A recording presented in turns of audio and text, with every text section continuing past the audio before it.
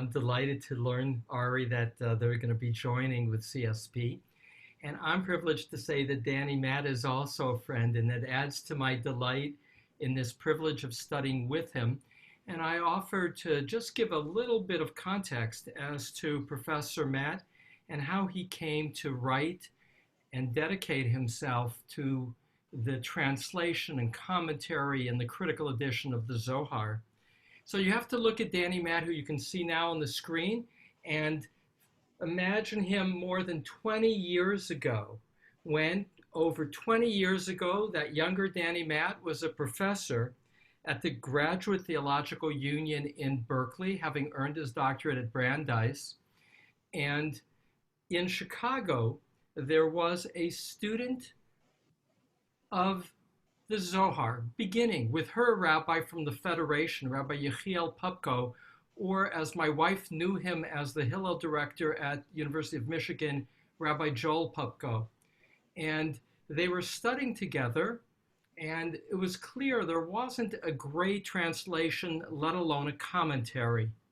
And so they were aware that a young professor, Danny Matt, had written some excerpts, Gems of the Zohar, for Paulus Press.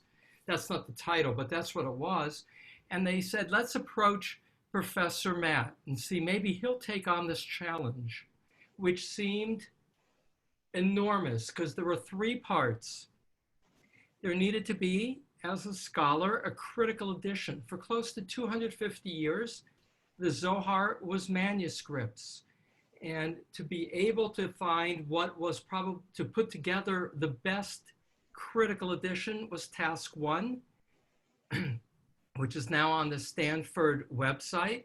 Task two was to write a translation that was connected and flowing poetically with the words of Zohar. And three is a commentary. Professor Matt spent over 18 years on that project and did 9 volumes of what is a 12-volume enormous achievement, with his contemporaries Joel Hecker and Nathan Wolski working together with his editorial input on volumes 10, 11, and 12. So in sum, we are delighted to be able to learn the Zohar with Professor Matt, who has been immersed and has truly what will be the classic translation and commentary to the classic mystical text. Professor Matt. Thank you, Ellie. Good to be with you again. Tonight we're going to explore an extended passage from the Zohar that picks up on the theme we began looking at last week, the levels of meaning in the Torah. How the Zohar begins with the pshat, the simple sense of the Bible, and then penetrates that surface layer to find or to create deeper meaning. First, I want to address a question that came up last week that I didn't get to on the nature of the Aramaic. I think it was Joshua Moss who asked specifically, what kind of Aramaic was the model for the author of the Zohar? And I'll refer to him as Moses de Leon. There definitely were several people involved in composing the Zohar, but he was, I think, the main author, the composer. So we mentioned that the Zohar was written in Aramaic, and it was strange in the Middle Ages to write anything in Aramaic. Very few Jews anywhere in the world spoke Aramaic. Of course, the great work of Rabbinic Judaism, the Talmud, is written almost entirely in Aramaic. And that was the model for Moses de Leon.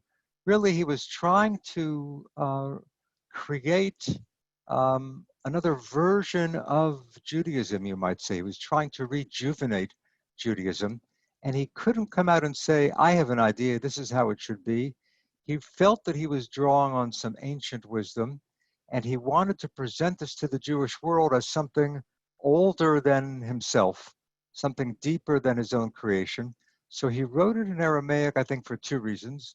One, to make it difficult, because these were challenging mystical ideas, seeing God as male and female, saying that we can affect God, radical theological innovations. So he didn't want to make it too easy for readers. There's a struggle as you study Zohar. You're struggling with the text, and you're struggling with your own preconceptions. and your own mental apparatus that happens in any mystical text that one encounters. So the book is written in Aramaic partly to make it difficult, to make it a challenge, to make it something more mysterious, but also to make it look ancient, to present the Zohar not as his newfangled invention, but as ancient wisdom. It's written in Aramaic to make it look as old as the Talmud, to make it appear like an ancient midrash. As to which Aramaic he really drew on, I mentioned in passing last week, Moses de Leon was not a speaker of Aramaic. As I said now, hardly any Jews spoke Aramaic in the 13th century. He knew Aramaic from studying the Talmud, but to write something in a language that you only know from books is quite challenging. And the Aramaic that he wrote really betrays itself. He's really thinking in Hebrew and writing in Aramaic. And when you look at the Zohar in the original, you really have to think, what was the Hebrew there in his mind? We'll see some examples tonight and next week about the specific Aramaic that he used, but basically the Aramaic of the Zohar does not fit exactly any earlier form. It draws largely from the Babylonian Talmud. It also relies on the Aramaic from the Targum, the traditional Aramaic translation of the Torah. I'd like to tell you something that when I was a graduate student at Brandeis, there was a very fine scholar of Aramaic who was visiting teacher from Jerusalem, and he didn't specialize in Zohar at all. His specialty was earlier ancient forms of Aramaic, but I asked him once if I could do a readings course with him in the Aramaic of the Zohar. And I knew that wasn't his specialty, but I wanted to see how he, as an Aramaic scholar, would analyze the unique Aramaic of the Zohar. And I'll never forget, he said to me in response, "I don't deal in corrupt Aramaic." That was his answer. To him, the Aramaic of the Zohar was not any pure form. It didn't come from Bible or from Rabbinic Aramaic or from Palestinian or Babylonian Aramaic. It's its own unique amalgam, and he didn't want to get near it. Years later, I came to realize that I think he was really telling me that he wasn't comfortable with the Aramaic of the Zohar, because it is a bizarre kind of Aramaic. Let's look now at the passage we're going to focus on. I'm going to bring it up here on the screen. Some of you may have printed it out. If you did print it out, it's in the PDF beginning on page 4. Last week we looked at the sefirot and a couple short passages from the Zohar, but this passage is from the Zohar's commentary on Torah portion Mishpatim. You see here it says Parashat Mishpatim, Torah portion Mishpatim, which comes around the middle of the book of Exodus, right after the giving of the Torah on Mount Sinai. And this particular section, it's one of the most famous narratives in the Zohar. It's called Sava De Mishpatim. Sava is like the word Saba, grandfather. So it's grandfather of Mishpatim, or the old man of Torah portion Mishpatim. And it's about an old man that the rabbis meet. One night, Rabbi Chia and Rabbi Yosei encountered each other at the Tower of Tyre. This is the city in Lebanon, so a little bit north of the border between modern Israel and Lebanon. In those days, things were a little more peaceful, and you could actually travel from the Galilee into Lebanon easily. These rabbis meet one night at an inn in Lebanon. They lodged there, delighting in each other. Rabbi Yossi said, "How happy I am to see the face of Shekhinah."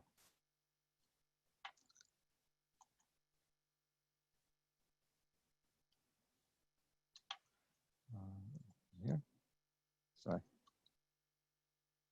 For just now, the whole way here, I was pestered by a certain old man, a donkey driver, who kept asking me the whole way. Before we go any further, I want to go back to this line here. I am so happy to see the face of Shekhinah. It's a pretty strange statement. One rabbi sees his colleague, Rabbi Yossi sees Rabbi Chia, and instead of saying, "I'm so happy to see you," he says, "How happy I am to see the face of Shekhinah." We explored Shekhinah a little bit last week. That is the divine presence In the Kabbalah, she is specifically the feminine quality of God, the feminine half of God. You remember the goal of the whole Zohar, the goal of Judaism, according to the Zohar, is to unite Shekhinah with the Holy One, blessed be He. So here, Rabbi Yossi says, I'm glad to see the face of Shekhinah. Why does he say that? Let's look down at the note. I'll give you an example of how my commentary at the bottom of a page, how it tries to unpack the text. How happy I am to see the face of Shekhinah. If you're looking at the printed text, this is on page 4 of the PDF, the right-hand column, footnote number 3.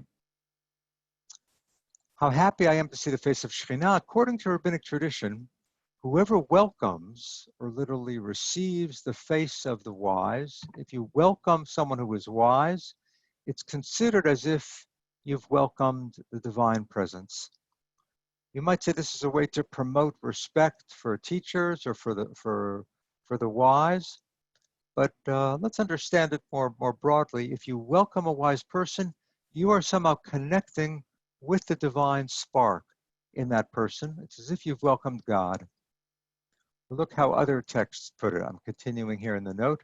Rabbi Shmuel said in the name of Rabbi Zera, whoever receives the face of his teacher is considered as if he receives the face of Shekhinah. One who receives the face of his friend, if you welcome your friend, it's as if you've welcomed Shekhinah. This really, you could say, is the root of Martin Buber's philosophy, Ayin Thou.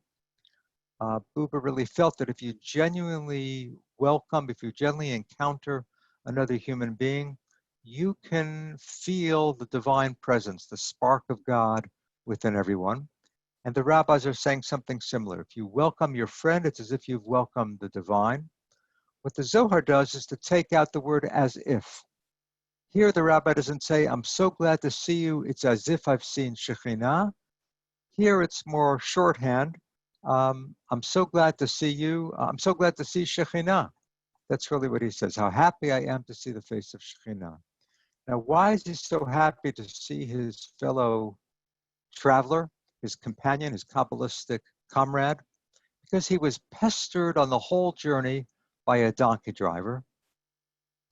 And this donkey driver asked ridiculous questions. And now we hear these questions. Let me warn you, these questions are meant to be confusing. They're meant to perplex us and almost frustrate us. Eventually, the Zohar does interpret some of them, and we'll see an interpretation of one of them, but just be prepared for intentional poetic confusion. This is what the donkey driver asked. Who is a serpent that flies in the air, moving in separation, while an ant lies comfortably between its teeth? Beginning in union, it ends in separation. Who is an eagle that nests in a tree that never was? Its young plundered, though not created creatures. Ascending they descend, descending they ascend. Two who are one and one who is three. Who is a beautiful maiden without eyes, her body hidden and revealed? She emerges in the morning and is concealed by day, adorning herself with adornments that are not.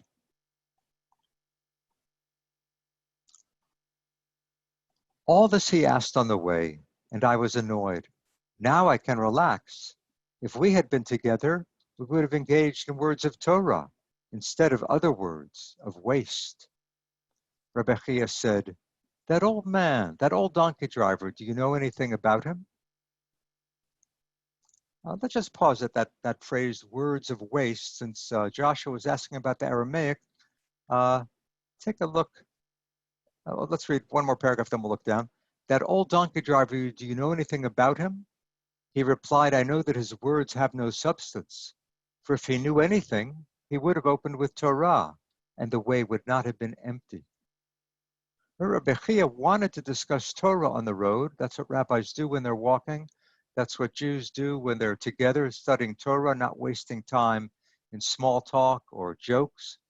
And here this rabbi is frustrated because he wasn't able to study Torah, and the way was empty. The whole path was empty without learning. Take a look down at notes 6 and 7. Waste, right? These words of waste of the donkey driver The Hebrew, there the Zohar uses a Hebrew word rather than Aramaic, tohu. Tohu, as in Genesis, first chapter, second verse of Genesis, V'ha'aretz hayta tohu vavohu. The earth was tohu vavohu, waste and empty, with darkness over the abyss and the wind of God hovering over the waters. And then when he says the way would not have been empty, the word for empty is rekanya. You see here a little further in the note. The rekanya, that comes from the Aramaic Targum, the Aramaic translation of the word bohu. So he uses the word tohu in Hebrew, and then he uses the Aramaic for bohu, drawing on that phrase tohu vavohu. It's a little bit of his playfulness with Aramaic. The Zohar is very playful. It's one of the secrets of the Zohar and one of the endearing qualities of the Zohar, that it's a book also with eros and with humor. And here, this donkey driver, who is an old fool, he is the main character of this story. Rebbe Chia said, that donkey driver, is he here? For sometimes in those empty ones, you may discover bells of gold. Here, Rebbe Chia is much more understanding, much more patient. He says, maybe this foolish donkey driver has some gems. He has some gems to offer us. And Rabbi Yossi replies, here he is, getting fodder ready for his donkey. They called him, and he came over to them. He said, now 2 are 3, and 3 are like 1. And you remember, one of his riddles mentioned something similar, that 3 are 1. This is an example of the Zohar actually playing with some Trinitarian formulations, right? The main symbol system of Christianity is the Trinity, and all Christian theologians insist that the 3 are 1. And here the Zohar is saying 3 are 1. He's not talking about the Trinity. The donkey driver is talking about the 3 of them, Rabbi Chia, Rabbi Yossi, and the donkey driver. First, there were just 2 of them, right? Rabbi Yossi and the donkey driver on the road, or Rabbi Chia and Rabbi Yossi at the inn. But now all 3 of them are together, so now 2 have become 3, and 3 are like 1. They're all together, and they are 1. But Rabbi Yossi doesn't get the point or doesn't get the joke. Rabbi Yossi said, didn't I tell you that all his words are empty and inane? He sat before them and said, Rabbis, I have become a donkey driver, yet only a short time ago. Previously, I wasn't one. But I have a son, and I put him in school. I want him to engage in Torah. When I find one of the rabbis traveling on the road, I goad his donkey behind. Today I thought I would hear new words of Torah, but I haven't heard anything. So what is he saying? He's really saying, I was innocently walking behind you, driving your donkey, goading your donkey. That's what I do. And my purpose was to pick up a little Torah, and you didn't teach me anything. Rabbi Yossi said, of all the words I heard you say, I was astonished by only one. Either you said it out of foolishness, or they are empty words. The old man said, and which one is that?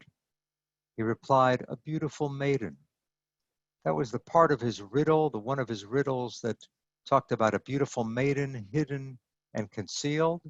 So that part of the donkey driver's riddles, that's really what Rabbi Yossi wants him to explain, especially. The old man opened. Yud-Heh-Vav-Heh is with me. I do not fear. What can a human do to me? Yud-Heh-Vav-Heh is with me, helping me. It is better to take refuge in Yud-Heh-Vav-Heh than to trust in a human. How fine, lovely, precious, and sublime are words of Torah. Yet should I speak in the presence of those from whose mouths until now I haven't heard a single word? But I should speak, for there is no shame at all in uttering words of Torah in the presence of anyone. Okay, look what he's saying here. He begins by quoting from Psalms. Why does he quote this? Because he wants divine protection. He's about to reveal the secrets of Torah, the secrets of Kabbalah. That's seen as something very precious, but also potentially dangerous. So he's taking refuge in God. He's trusting in God's protection as he reveals these secrets. And then he says the words of Torah, and by words of Torah he means even deeper mystical interpretations of Torah. The mystical meaning of Torah, how can I say these words from you, in front of you, he's saying to the rabbis? I haven't heard anything from you yet. In other words, I don't know if you're worthy. I don't know if you're qualified to hear these words. Now, this is a little shocking. He's speaking to two of the disciples of Rabbi Shimon. He's speaking to two rabbis of the Zohar, two Kabbalists, but he's not sure that they are worthy of hearing the wisdom he wants to convey, but he overcomes his hesitation. But I should speak, for there is no shame at all in uttering words of Torah in presence of anyone, even in the presence of you unproven rabbis. A little bit of a dig there at the rabbis, you might say, and there is something of a critique of the rabbinate in the Zohar. The official leaders of the community, the wealthy in the community, do not necessarily have the integrity or the wisdom that's required. Moving to the next page in the PDF, but it actually skips about 28 pages in the Zohar. I've left out some very dense material, and we're moving on to a passage that we're going to explore now as part of this narrative. So it's on the next page of the PDF. I think we're now on page 8 of the PDF, and you have it in front of you here on the screen. Excuse me.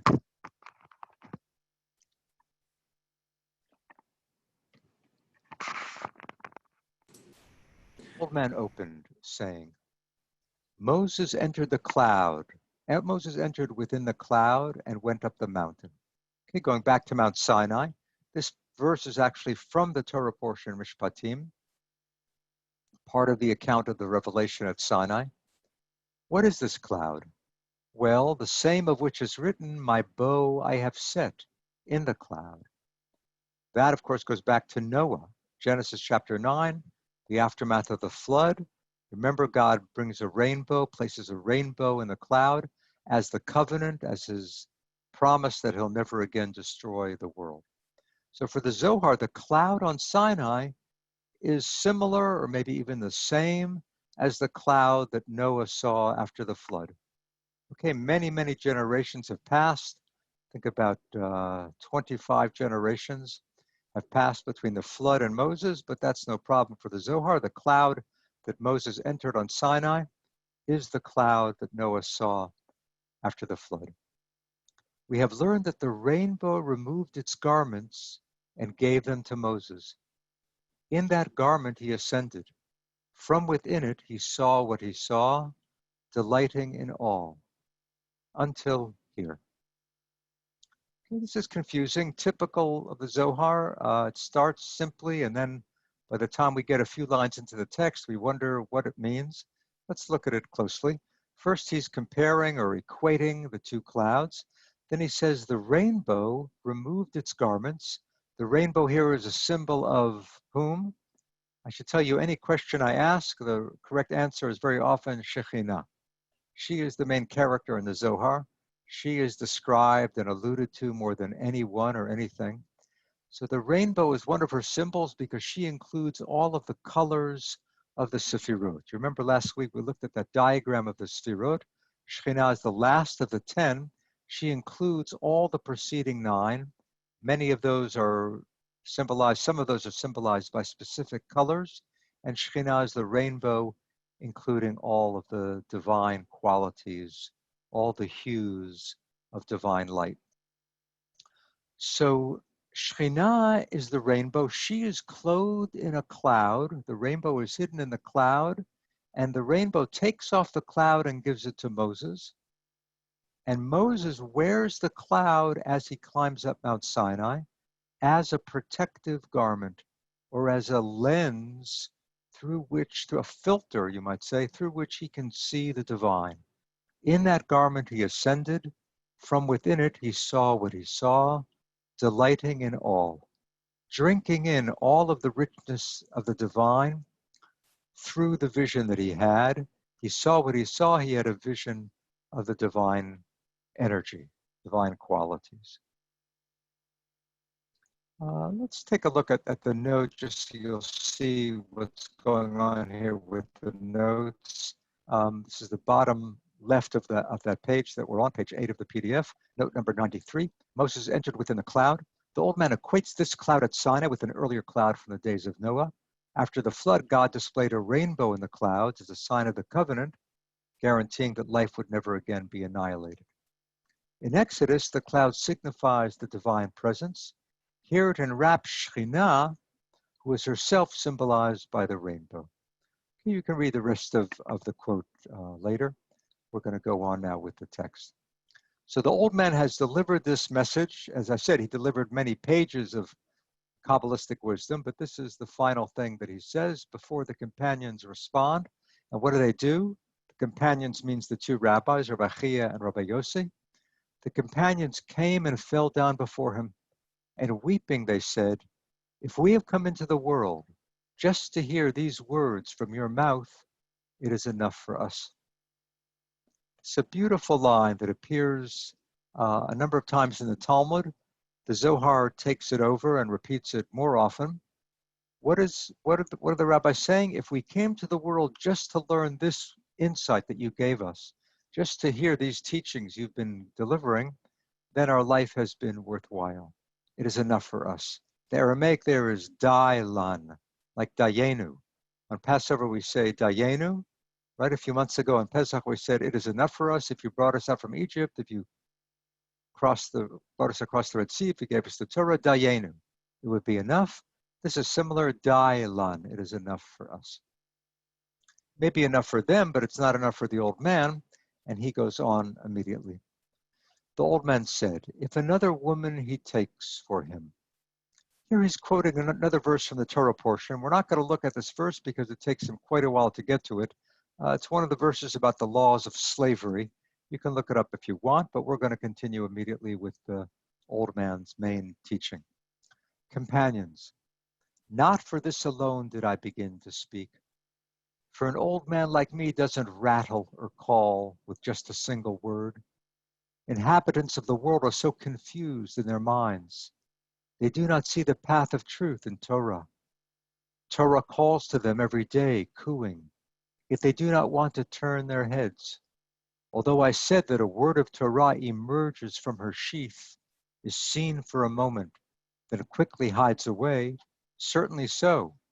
But when she reveals herself from her sheath and quickly hides, she does so only for those who know her and recognize her. So he's saying that Torah peeks out for a moment and reveals something deeper, deeper than the pshat, deeper than the literal meaning, but then Torah is hidden away, and only those who are devoted to her pick up the hint. And now he tells a parable to explain. This may be compared to a beloved maiden, beautiful in form and appearance, concealed secretly in her palace. She has a single lover, unknown to anyone, except to her, concealedly. Out of the love that he feels for her, this lover passes by her gate constantly, lifting his eyes to every side. Knowing that her lover is constantly circling her gate, what does she do? She opens a little window in that secret palace where she is, reveals her face to her lover, and quickly withdraws, concealing herself. None of those near the lover sees or notices, only the lover, and his inner being and heart and soul follow her. He knows that out of love for him, she revealed herself for a moment to arouse him. A beautiful, dramatic, romantic tale. It sounds like something out of the tales of King Arthur, a tale of the knights in the age of chivalry, right? This knight is totally devoted to the princess, and the princess peeks out from her castle, from her palace for a moment. The knight, the devoted knight who's circling the palace, catches a glimpse of her, and for a moment, that's enough. So what does that have to do with the study of Torah? You would think this is a totally different world, totally different domain. But for the Zohar, this story helps us understand the process of study. As the old man continues, so it is with the word of Torah. She reveals herself only to her lover. Torah knows that one who is wise of heart circles her gate every day. What does she do? She reveals her face to him from the palace and beckons him with a hint, then swiftly withdraws to her place, hiding away. None of those there knows or notices, he alone does, and his inner being and heart and soul follow her. Thus Torah reveals and conceals herself, approaching her lover lovingly to arouse love with him. Come and see. This is the way of Torah.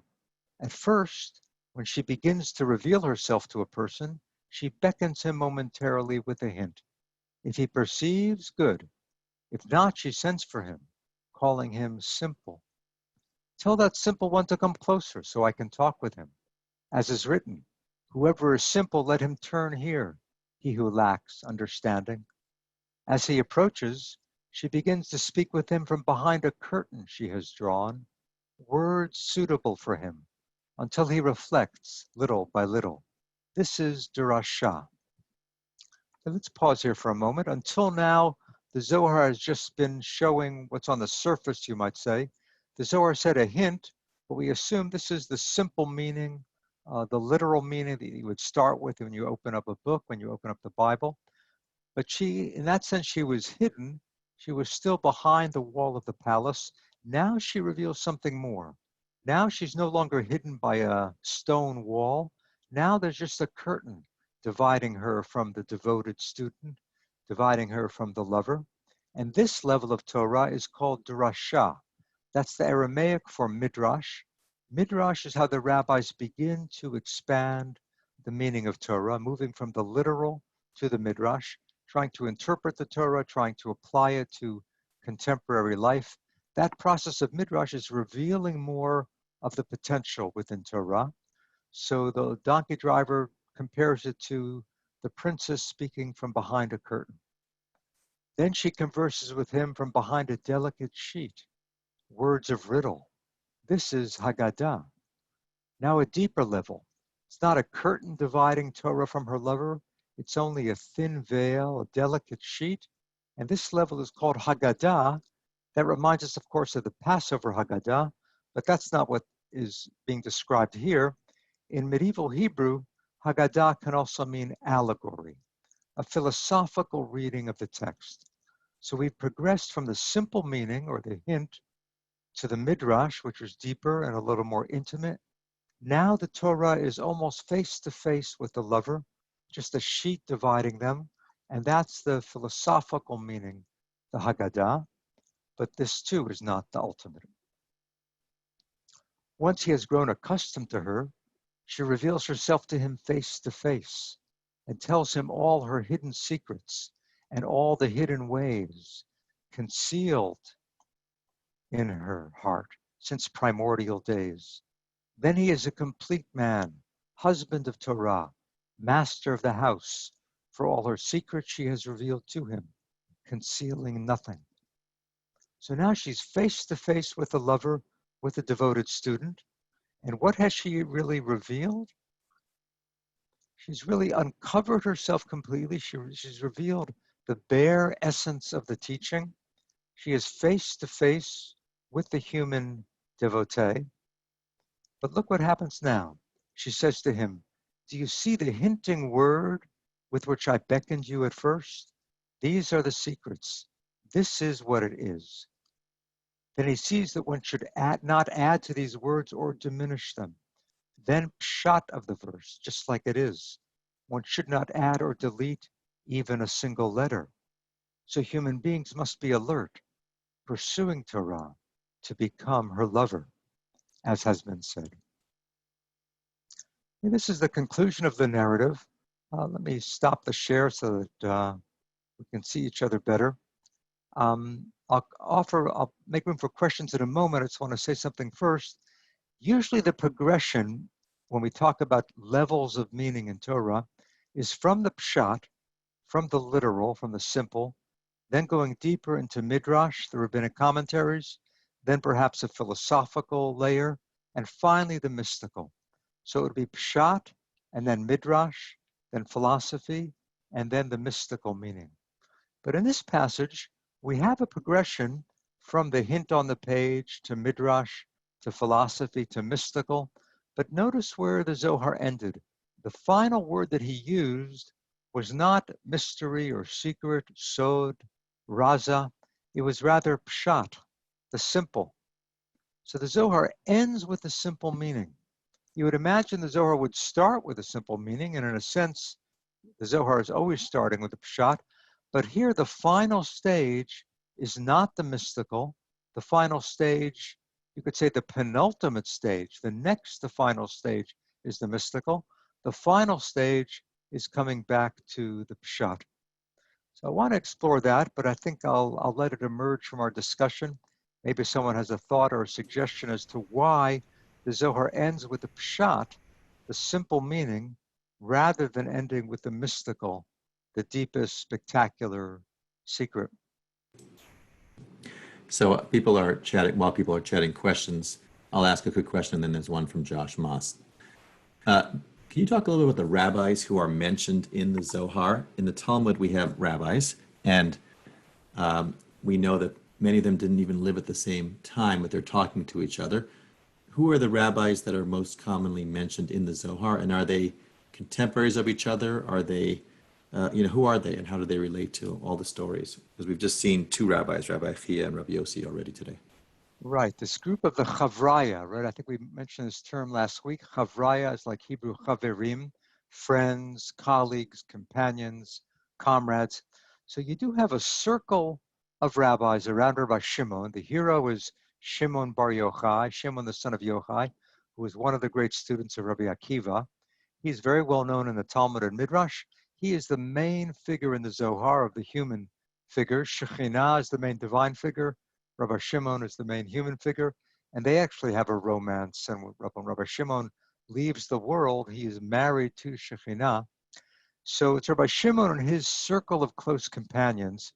I would say that, in the Talmud, you do have many, many different rabbis mentioned, but usually when you have a discussion in the Talmud, it's between rabbis who are contemporaries. You'll have two rabbis discussing things, a minute later, two other rabbis. With the Zohar, it's very different. With the Zohar, you have Rabbi Shimon talking with people who lived a generation or two after him, sometimes before him. The Zohar doesn't seem to be too concerned with the chronology. Some of the main figures are well known from the Talmud. Rabbi Chia is mentioned frequently. He too is later than Rabbi Shimon. Rabbi Yossi, there is an early Rabbi Yossi who could be an actual historical contemporary of the original Rabbi Shimon. Then the Zohar likes to take minor Talmudic categories and turn them into major figures. Maybe that's part of its message, that you don't know where wisdom will emerge from, and don't dismiss someone who you think is not significant. He may be a fount of wisdom.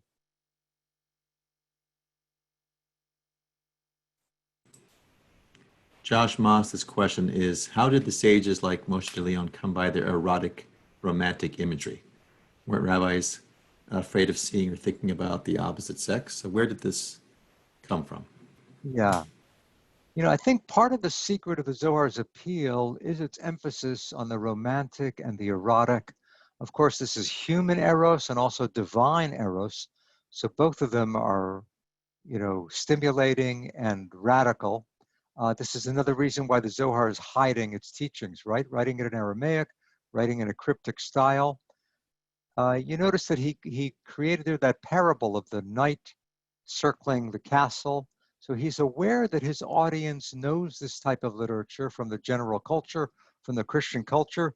It's almost as if he's offering a Jewish Aramaic equivalent to what they might find in tales of chivalry, although the common person could not make sense of the Zohar. I think the erotic is important to appreciate here. It's part of the secret of the Zohar's success. It's part of the radical nature of the Kabbalah. In some ways, it's a reaction against Maimonides, right? Maimonides wants to remove the physical descriptions of God as much as possible. And the Zohar agrees that ultimately God is beyond anything we can touch or feel or describe. Ultimately, God is Ein Sof, the infinite. But when you come to the sefirot, there we're talking about the limbs of God and the body of God. So it's really like Moses de Leon is saying, ultimately Maimonides is correct, But that kind of abstract philosophical God just isn't alive enough, isn't attainable, isn't accessible. You can't have a relationship with the infinite. So the Zohar is trying to overcome the dry, sterile divinity being described. Divinity, I shouldn't say sterile, but a divinity who's become too abstract and too removed from the world.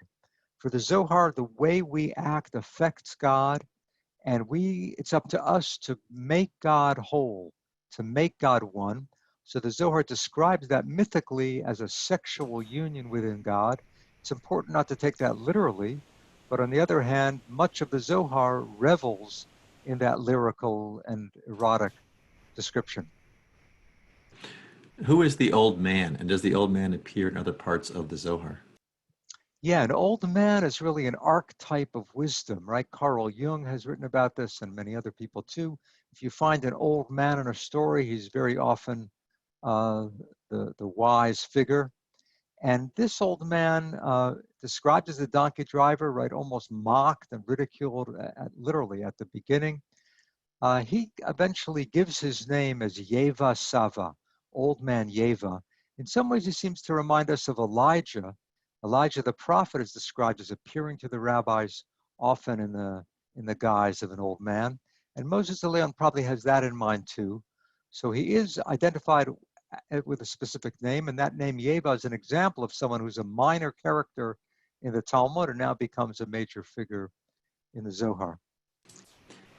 So we have two notes. You had asked the question about the cycle that we discussed going back to the Pshat after the layers, and Geraldine Rogan says maybe it ends with Pshat because it's all contained therein, the purity of the simple. And adding to what Geraldine says, you have to go through layers to really understand the simple. Christine Tex here says, ending with the Pshat, the simple brings us back to the beginning, as if in the completion of a circle, an infinite circle of meaning beyond comprehension. Maybe like the infinity sign.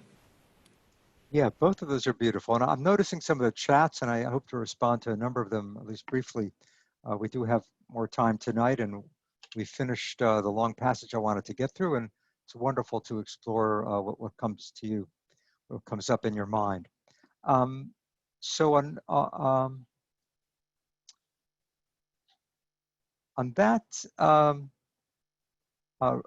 what was the question exactly? Remind me again. You had asked a question. Why? Yes, no, I haven't. This, I haven't. The Pshat, the simple. So coming back to the Pshat, really what Ari just conveyed from a few of you really, I think, is what I was hoping we would discover together, and you've discovered on your own without my saying it, which is all the better. The Zohar does not want to end up with the mystical. That would leave us stranded. This, I think, is one of the great dangers of mysticism. People will have a certain insight. They'll feel that they're connected with the cosmos, and then they're kind of lost. They're disoriented, or they're not able to reconnect with family, with responsibilities, with the real world, quote unquote. So the Zohar is very aware of that danger in the spiritual search. The Zohar does not want the mystical to be the ultimate. What is the ultimate? Reconnecting it with life here and now. Taking whatever insight you've had, taking whatever ultimate truth you've discovered and trying it out, seeing if it works, discussing it with other people, coming back to a more grounded existence. And yet that simple level that you return to is now no longer so simple because, as someone else said, it's filled with meaning.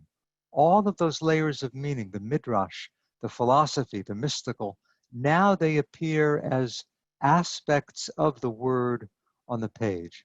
So it's a beautiful educational technique that the Zohar has to progress, to go deeper and deeper and deeper, but never to abandon the simple meaning, to try to fill that meaning now with other possibilities. Let me touch on two chats that I noticed. One was on Shir HaShirim, the Song of Songs. And I think someone said, isn't that, what could be more erotic than the Song of Songs? The Zohar, I think, is challenged by the Song of Songs, is very attracted by the Song of Songs. It's one of the books that's quoted most often. So what's the difference between the Song of Songs and the Zohar? I mean, there are many differences, but one difference is that the Song of Songs is describing the love between a shepherd and a shepherdess. And then the rabbis say this also symbolizes the love between God and Israel. So the Zohar adopts those levels of meaning, but for the Zohar, there's a new layer of meaning in the Song of Songs. The Song of Songs is also describing the romance between the divine couple, between Shekhinah and the Holy One, blessed be He. One of the verses in the Song of Songs, Semolo tachat l'roshi, v'mino tachabkeni. His left hand is beneath my head, with his right hand he embraces me. For the Zohar, Shekhinah is saying that to her partner, to the Holy One, blessed be He, and the Holy One, blessed be He's right hand is one of the sefirot, his left hand is another of the sefirot. The divine is embracing itself.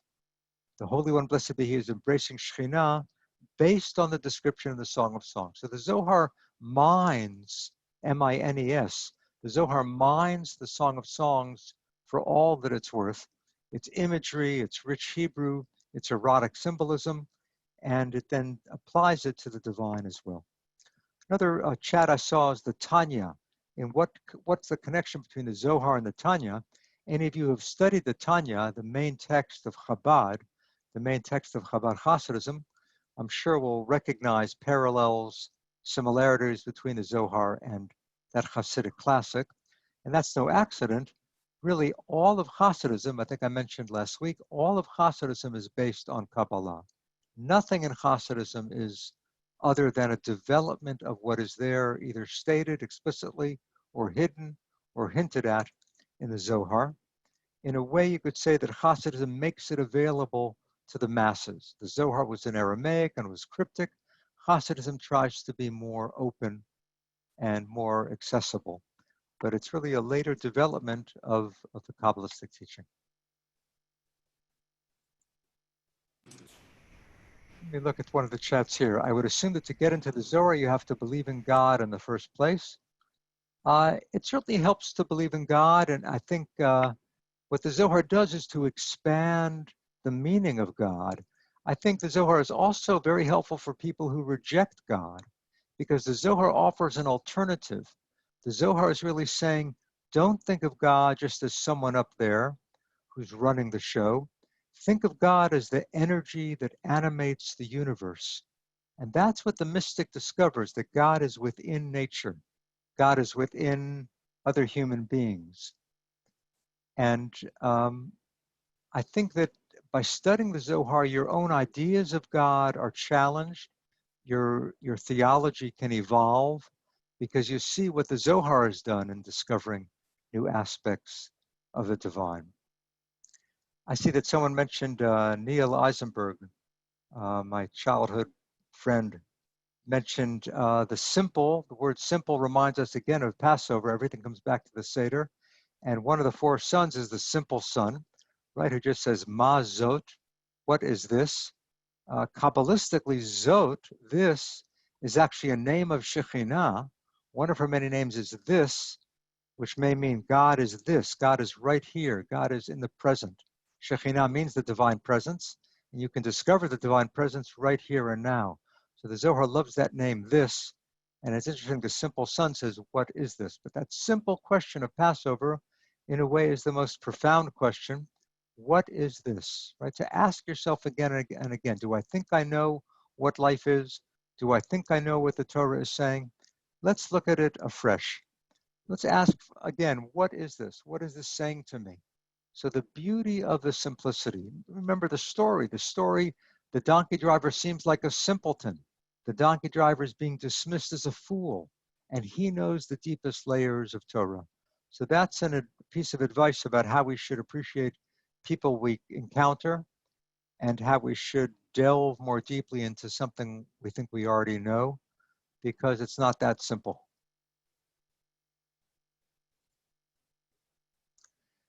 Is the Zohar in any way the basis for Reconstructionism, God and the goodness of people in nature? It's interesting, Mordechai Kaplan, who was the founder of Reconstructionism, he certainly was not a Kabbalist, but there are some parallels between that theology of Reconstructionism. How does Reconstructionism view God? They really see God as a process a process that makes for salvation. God is not a personality. God is not someone up there running the show, as I said. God is a process that makes for salvation that does resemble certain parts of Zohar, of the Zohar's theology. God is a flow of energy. God animates the world. Of course, there is a lot of personality of God in the Zohar that Mordechai Kaplan would be very uncomfortable with. But notice the community of Israel. That's so central for Kaplan and Reconstructionism. And Shekhinah, one of her names, is Knesset Yisrael, the community of Israel. Did the Jewish Enlightenment knowingly reject the Zohar? Did Moses Mendelssohn talk about the Zohar? Yeah, it's a good question. So the Kabbalah is gradually spreading to wider circles, partly because of the expulsion of the Jews from Spain. The Zohar, you remember, was composed in Spain in the 13th century. So 200 years later, 250 years later, when the Jews were expelled from Spain in 1492, that was a great disaster, a great tragedy. And yet the silver lining in that dark cloud was that because of the expulsion of the Jews from Spain, Kabbalah spread throughout the Jewish world. The Zohar would not have become so widely known, perhaps, without the expulsion. Jews wandering to the Ottoman Empire, Jews coming to Tzfat, the holy city in the Galilee, Jews eventually making their way further into Northern Europe and Eastern Europe. With all of that migration, the Zohar itself was spread. Eventually, the Zohar reaches the widest circles after Tzfat, through the ethical literature that emerged from Tzfat, mystical ethical literature, and then through Hasidism. So Hasidism spreads Kabbalah widely, but the Enlightenment, remember Hasidism is based in Eastern Europe, the Enlightenment in Western Europe wants to present a different kind of Judaism, wants to develop a different kind of Judaism in which superstition will be rejected, in which Jews will appreciate rationalism. Really what the Enlightenment is trying to do is to make a political statement and a social statement. It wants Jews to be accepted as members of the European community. And in order to make itself presentable to the Western world, the Enlightenment really rejected anything that seemed irrational, magical, superstitious. So that involved various elements in rabbinic Judaism, but especially Kabbalistic teaching. It wanted to do away entirely with ideas like reincarnation of the soul, or speaking about dibbuks or ghosts or hidden spirits. It tried to repackage Judaism, to reinvent Judaism as a purely rational doctrine, emphasizing Maimonides and rejecting the mystical. So there was a lot of tension between the Enlightenment, with a capital E, and the book of mystical enlightenment, the Zohar. Despite that, there was some attraction to certain mystical ideas, and eventually there were people who combined the approach of the Haskalah with the approach of the mystical stream. Martin Buber is one example of that.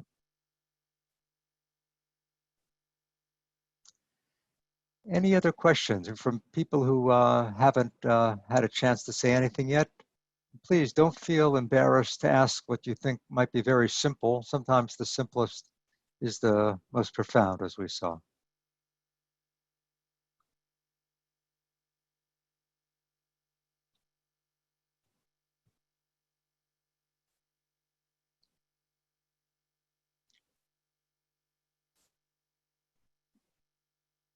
How long did it take for Moses de Leon to write the Zohar? That we don't know. We don't know much about the life of Moses de Leon. We know that he died around the year 1305 or 1306.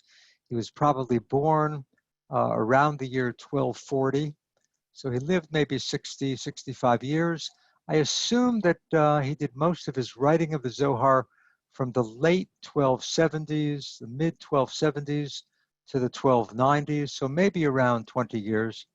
It took me 18 years to translate it, and I had help for the last couple of volumes.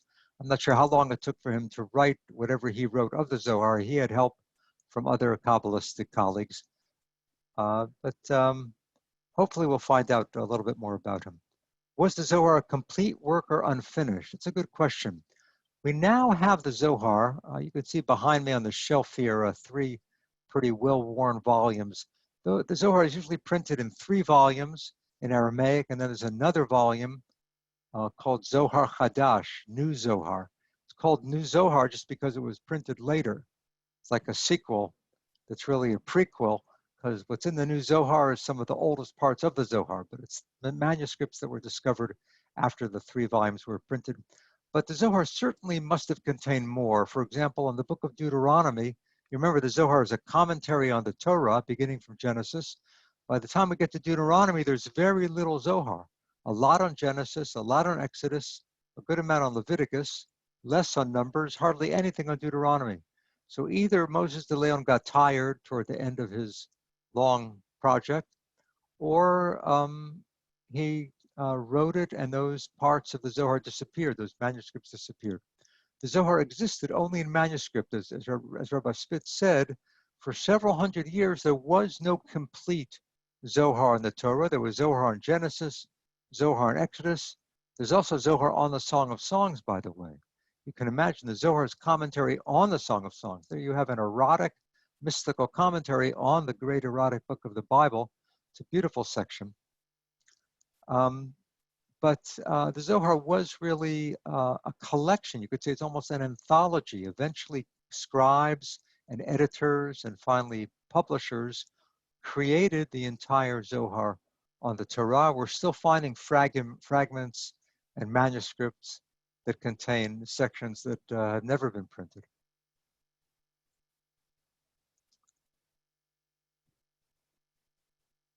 Let's see here, there are many chats, and I'll look at a couple of them here.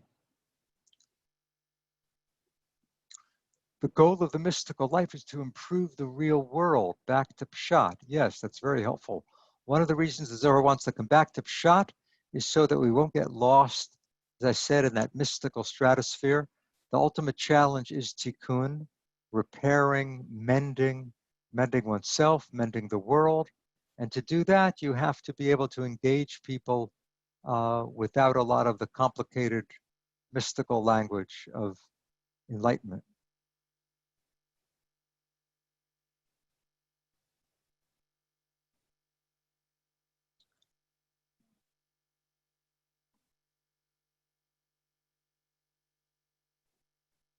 Is the Zohar thought to be divinely inspired? Certainly the Kabbalah would see it as part of the giving of the Torah, right? There's the written Torah and the oral Torah. So the Zohar is appreciated as part of the oral Torah, the Midrash, rabbinic commentary, medieval thoughts, medieval speculations. The Zohar, the Kabbalah, is part of that rich stream of oral Torah. It's seen to be inspired. Of course, traditionally it's attributed to Rabbi Shimon, not to Moses de Leon. As I mentioned last week, if you met a Hasid, if you met any Kabbalist and you asked when was the Zohar written, they would not say, they would reject the idea that it was written in Spain in the 13th century. They would insist that it was written 1,000 years earlier in the land of Israel in the circle of Rabbi Shimon. So they believe that he wrote it perhaps while he was hiding out from the Romans in a cave.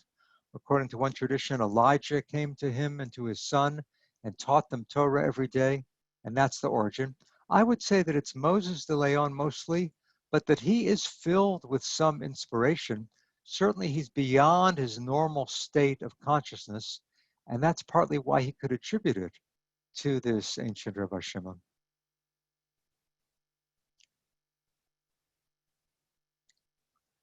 Okay, we are really close to finishing. If there's anyone else who has a question, or if Ari or Ellie does, please do. Let me just say that we're going to have our third session of Gems of Zohar a week from tonight.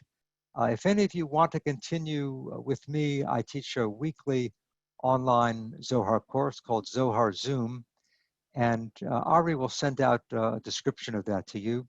We're beginning a series now, but another series will begin in mid or late August. And anyone who'd like can find information on that. How does that class differ from Gems of the Zohar? Is it like, are you working through parts of the Zohar in order? Yeah, we're actually going through the Zohar from the beginning. We began about 1.5 years ago with the first pages of the Zohar. Now, after a year and a half, we're almost done with volume 1 of the Zohar Pritzker Edition. We do, I think, about as much as we covered tonight, about four or five pages. It's not radically different. It's not that different than what we're doing here. I do occasionally refer to the original Hebrew or Aramaic. There are a good number of rabbis in the course. I think currently there are about 150 people, about 40 rabbis. I would say maybe 40 rabbis, 40 people who have very little background, and most people in the middle who know some Hebrew, have studied some Jewish texts, but have never delved into Zohar. I teach it for people who have never studied Zohar before. I don't assume any prior knowledge of Zohar or even of Talmud, at least a little bit of Torah, but no, I don't assume any knowledge of Hebrew or Aramaic. The course description, which you'll send out to people, there you'll see links to some sample Zoom meetings of the course, and you can get an idea. Okay. So it's 8:35. We'll call that a wrap for tonight. We'll get ready for next week. Is any advertising you want to get to what we'll be focusing on next week, or is it a surprise? We're going to continue with the PDF. It's a passage also about levels of meaning of Torah, the garments of Torah. But well, I don't want to say too much more about it now. Let me respond to one chat I just saw. Was the Zohar written in Muslim or Christian Spain? It was written in Christian Spain. At this point, toward the end of the 13th century, the Christians have reconquered much of Spain. So there are some interesting parallels between Christianity and the Zohar. Maybe we'll touch on those next week too. Okay. So with that, I think we'll say good night to everybody. It's 8:30 Thursday. Don't forget, we have lots coming up in the next week. Professor Matt is back next Thursday for the final part in our 3-part series, same time. And we have our CSP music program tomorrow at 4 o'clock. We have Professor Paul Lips on Sunday at noon. If you're a member of CBI, we have our CBI Gala on Sunday. I look forward to seeing you all online later in the afternoon. And then we have the programs I mentioned. I will specifically reference now the Jacqueline Nichols, Learn Talmud Like an Artist. Daf Yomi, but from an artistic perspective, live from the UK. And Jack, for those of you who haven't heard me before, mentioned Jacqueline. She is the wife of Rafi Zarim, Rabbi Dr. Rafi Zarim, who's been a teacher for us already online and will be teaching us in August. With that, I will say good night to everybody. Have a great rest of your Thursday night. David Wilner, happy birthday again. Remember, we can celebrate you for the rest of the next few weeks.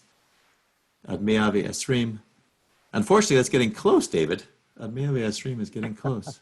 David is 90, and the beautiful thing about learning online is we can all get together. No one has to drive home in the dark tonight, right, everybody? So enjoy. Have a a nightcap. Enjoy your Thursday night. Thank you, Professor Matt, and an early good Shabbos to everybody. Thank you for learning with us. David Silverman from New York and Neil Eisenberg from somewhere on the East Coast. I think Philadelphia. Philadelphia or New Jersey. And Lindy Kaiser from New York, and anybody else from the East Coast. Thank you for staying up late with us tonight. Bye, everybody. Thank all of you. Shabbat Shalom. Good Shabbos. Bye, Donna Wolf. Ingrid Gallen, it's good to see you learning mysticism. I see Phyllis Gilmore was here. Norman Rosen, nice background. Okay, everybody, go to bed.